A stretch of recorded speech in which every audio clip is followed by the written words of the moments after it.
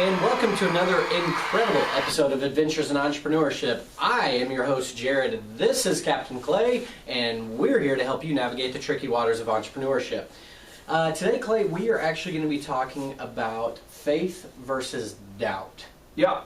So why don't you dive into this for us here? I'm going to give you 5 examples that'll just rock your mind real fast, and then we'll just kind of work back from there. Okay. 1, Christopher Columbus. Now, whether you don't like history, you want to revise history, you think he's a racist, he's a bad guy, I don't care. Point is, he hops in a boat, small boat. Hops in a small boat, 3 boats, he leads the way. That people say, are we there yet? Are we there yet? I don't know. Start eating a shoe. We're not there yet, okay? Eat a shoe. I don't know. Eat a shoe. Boil your shoes. Eat those. Are we there yet? I don't know. Eat some old potatoes. Are we there yet? I don't know. Just get some malaria. Let's keep going. And then eventually he gets there, but he didn't know that there existed. He just had faith that there had to be somewhere, because he didn't believe there's an endless ocean. All he had was a faith that there was something on the other side of the ocean. So he did it. And how many people would have made the trip previous to him? Probably not many, but he did it. All right. Steve Jobs believed that using your phone could be fun. Using your computer could be fun. I personally don't like Mac products, but he doesn't care what I think. The majority of people do. And they like them, they're fun, they're kind of fun to use and kind of unique. And he thought that computing could be fun. He had faith in that idea. Other people are like, no, it should just be functional. People like me. But he says, no, it should be fun. So he had faith in that concept. A third example for you is Thomas Edison. This homeboy believed that you could record audio, people talking. And he's known for the light bulb. But I mean, what? You recorded audio? Could you imagine recording audio for the first time? Yeah. When you talk, the vibrations, we can record that on wax. You know what I'm saying? Because I just spin this piece of wax and I just take a needle and it replicates your voice. Does that make sense? Yeah. Thomas Edison. You know, that's the third example. Fourth example for you. Phil Knight decided that he could take rubber, pour it into a waffle iron and staple it to the bottom of shoes and it would help you run faster. You know? Nike. I mean, what's that all about? That's just kind of a crazy idea for you. Another concept. Russell Simmons believed that he could take ghetto music and sell it to white kids because they would think it's fun to see the breakdancing and the graffiti and the hip-hop music and the rapping, and he thought that culture would be liked by white America. These are all ideas that required faith and an unshakable faith. And these 5 things, whether it be hip-hop, whether it be Nike, whether it be Columbus, whether it be recorded sound, whether it be Mac products, they wouldn't exist unless somebody had faith. So I'm asking you today, how high is your faith level? And so I think today what I want to talk about is faith in the context of your life and in your business. So I'm going to ask you a question. With your marriage, for instance, let's talk about personal stuff. How important is your faith, you feel, in the concept of marriage and that your marriage will work? No, it's extremely important.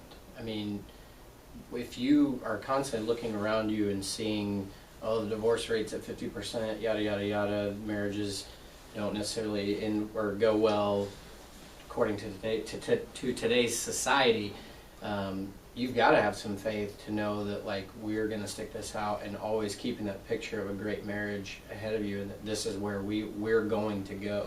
What if you had 0.5% of doubt? So most of the day you have total faith, right? And then there's just that there's 5 minutes a day, 10 minutes a day where you express doubt verbally in your marriage. It's going to erode our marriage very quickly, and over time. But only 5 minutes a day. Well, but that's going to grow very quickly over time. Okay, much more. So let's switch to another thing. Your business. You know, you got a business, you have a business, I have a business, he has a business, you have a business. What if you just 5 minutes a day express doubt verbally? Well, especially to your staff, you're going to lose your staff very quickly, because if you're not solid, they're going to think the whole thing's falling apart. What about on your football team? It's the same thing. 5 minutes just on the sidelines. I don't know if we can do it. I don't know. What I'm talking about, guys, they're calling it in football the Tim Tebow effect. But in business, you would call it the Sam Walton effect. In church, you would call it having faith, unshakable faith, unyielding faith. It's the idea that you believe in something so much that you can't even consider the possibility of it not working. You know what I'm saying? And that's how you have to be to have a successful business. Bottom line. And that's one of the things that I have discovered this year in my journey through entrepreneurship, that's probably my biggest aha of the whole year, is that you can teach, I can teach you, we can teach you how to market, how to do sales, how to build performance. We can teach you those tangible things, but at the end of the day, if you don't have an unshakable belief, almost a narcissistic belief, find a healthy balance of that, but a belief that you are called to be awesome, and that your business is called to be awesome, and your marriage is called to be awesome, and your fitness level is called to be awesome, and your family is called to be awesome, and everything you do is called to be awesome because you are awesome, everything will fail. If you have any doubt at all, it just falls apart. And I think about an example I want to give you. I'm not trying to get super religious, so I'm just going to be really religious. But my wonderful wife has been working on this book because our son was healed of blindness. Now, first off, when we just found our son was blind, I totally doubted that he could be healed. I just thought, well, you know, the Bible has various things in it that have been written, and that's probably, I'm sure God can create the earth and the planets, but he probably can't heal my son, yeah, that kind of thing. And my wife had unshakable belief in it. And he ended up being remarkably healed. And he's a medical anomaly. He's no longer blind. He can see, you know. So my wife has this belief that she's been called to write this book that will be, you know, out to the masses. She just believes it. Unshakable. There's no doubt. Like, it's supposed to happen. Now me, I'm an entrepreneur. I'm a getter-doner. I'm thinking we can self-publish this beast. We can make sure we get it out to the right people. We can work diligently and do it. She said, no, God's called this to be a best-selling book. I really believe that's what's supposed to happen. Not because we're trying to make best amount of money, but we want to make the best impact on the planet. And so we talked to an agent, and we talked to different people. We talked to lots of different agents. We mail out queries. We do everything that we can do. And I have no doubt in the process, right? I have total faith now in this process. But I don't know if I necessarily know whether we're, in my mind, going to team up with the unshakable agent. But my wife has that belief, you know. So finally she meets a guy through a connection we have, and he has like 5 New York Times best-selling books. He wrote Reba McEntire's book, and he's got all these other books he's done. And he wants $15,000 as a retainer to begin working with him. Now I have been hosed over by a lot of people. So I start like thinking, well, I gotta check his references. So I'm looking online. I mean, how do you check the references? Okay, it definitely was a New York Times bestseller. Okay, let's try another one. That was too. Okay, you know. So you check his references. You're doing your due diligence, and still, in my mind, I'm going, I don't know. $15,000 is a lot to pay somebody when you have no guarantee that something will work. You know. Mm-hmm. And anyway, long story short, we get a letter in the mail from the IRS. Now, normally when I get letters from the IRS, it means that I owe a lot of money to somebody. And that's happened several times. We have people that don't pay their taxes, and it becomes exciting when you're a business owner. And we have a check from the IRS saying that they owe us like $15,600, and they'll be sending that because we overpaid last year. So the amount that was needed for this book just came in on Saturday. And so now, like, my wife's book that she's been thinking about and praying about is now translated into an actual meeting with an agent. She still did the work, but she met the agent, and then the amount that she needed was $15,000, and I'm like, okay. And my whole thing was like, fine, I'll do a couple projects and I'll knock it out on, you know, first of the year. And she's like, no, I don't want it to be something that you do. I want it to be something where God shows me that it's supposed to happen. And then, bam, a check gets there for $600 more than she needs. And why does it happen? I don't know. It always just proves me wrong. But the thing is that, like, my wife doesn't have doubt. So when she's talking to the author, she's just like, this book is going to be a best-selling book because God did not call my son to be blind and for me to go through this process just for you know, giggles. It's something that God wants to help people and renew their faith through this book. So that's why I'm writing this book.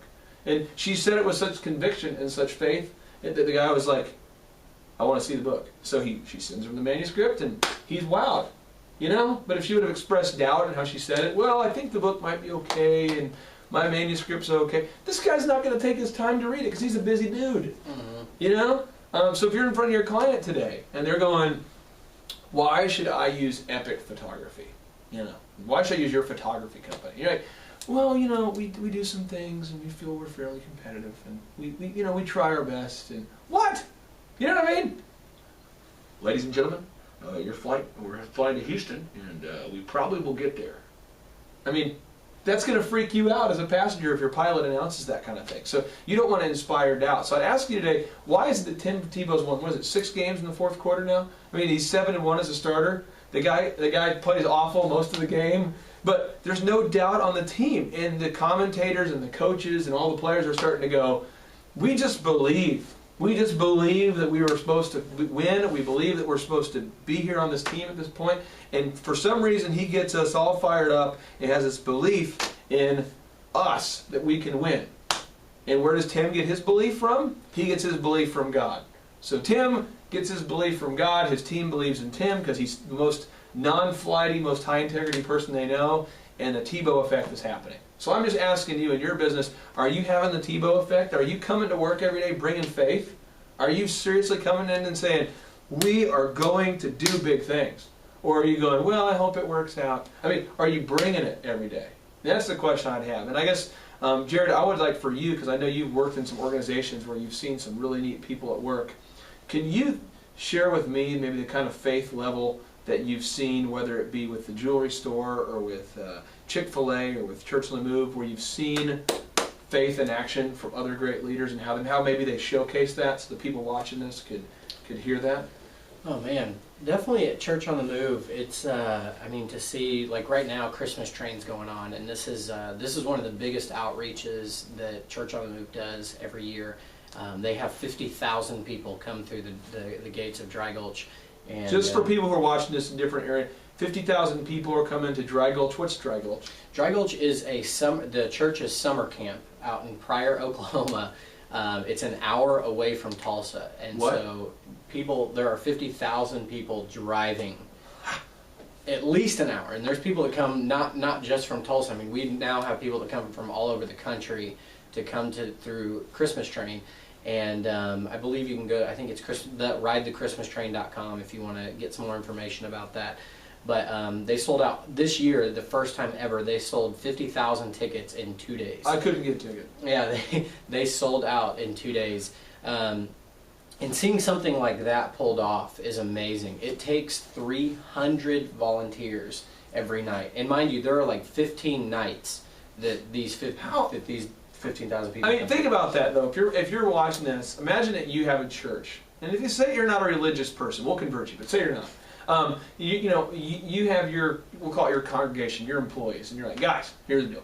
We're going to build a train 1 hour away from here, and we're going to expect people to drive in a time in American culture where people appreciate convenience. We're going to ask people to drive an hour away with high gas prices to come see this train that we're going to build in this town that we're going to recreate in a Western type setting. You feel me?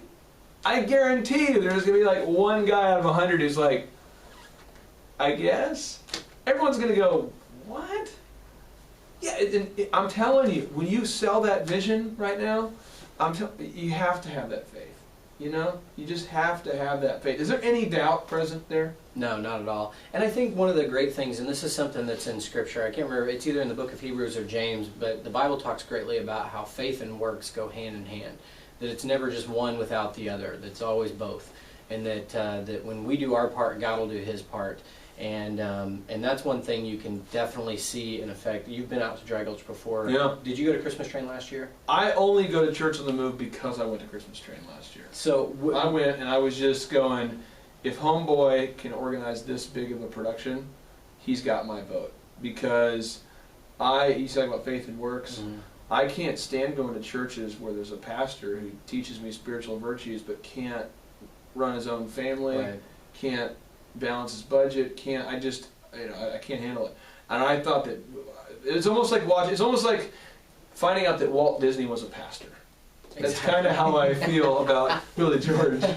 It's so true. But that's the thing, is that when you go to Christmas Train, like in a totally non-gay way, Christmas Train is magical. It is an amazing place that when you get there, like whether you're in the Christmas spirit or not, like Scrooge or the Grinch could go to Christmas Train and would fall in love with Christmas. It's that amazing. And it's because that Pastor George and the team of Church on the Move have done such an amazing job of building this thing, and then teamed with Pastor's Faith, and then that cascades down through the entire staff, and then you've got just this amazing event that happens 15 times a year, and 50,000 people come through the gates of Dry Gulch for this. Well, I want to encourage you today. I know this Monday I came in and I have this project I'm working on right now called Project Purple Cow. And what it is we're going to allow the brides and grooms to come in here and do an experience. So we're moving our editing studios from upstairs into the room next door, and we're turning it into a production so you can watch people editing while it's happening. And we're going in and doing some touch-ups on stuff, and then we're actually making it where the bride and groom leave. They get a print, and we're installing a coffee bar, and we're giving pedophores, and it's going to be this whole crazy experience. And the reason why I'm doing it is because I have this unshakable belief that if people are wowed, they're going to tell their friends. You know, so I'm getting back to the core on a couple things, and when I have no doubt it's going to work. So when I'm telling people this will work, and people are like, well, what if it doesn't work? Well, if it doesn't work, then that's not an option. It's going to work. We'll just keep doing it till it works. You know, and I'm just encouraging you. And I don't mean to just beat you over the head with it, but I'm asking you, what is your faith level today?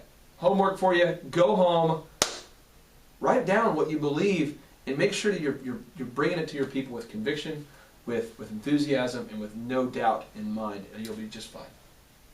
There you have it.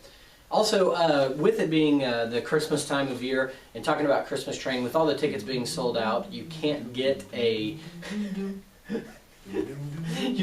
ticket to Christmas Train, but you can come out to celebrate with family, and you can check it out, celebratewithfamily.tv. That's celebratewithfamily.tv. It's a production that Church on the Move puts on, and I promise you, it is not your typical kids getting up and singing at church in robes. It will be amazing. It will rock your face off. If you have any questions, on the other hand, though, you can always leave them on Facebook, our Facebook page, YouTube channel. You can email Clay, the singing Santa right here, clay@makeyourlifeepic.com. Clay, if you would, quick 15-second send-off. I'll tell you what, guys. Don't show doubt, it freaks people out.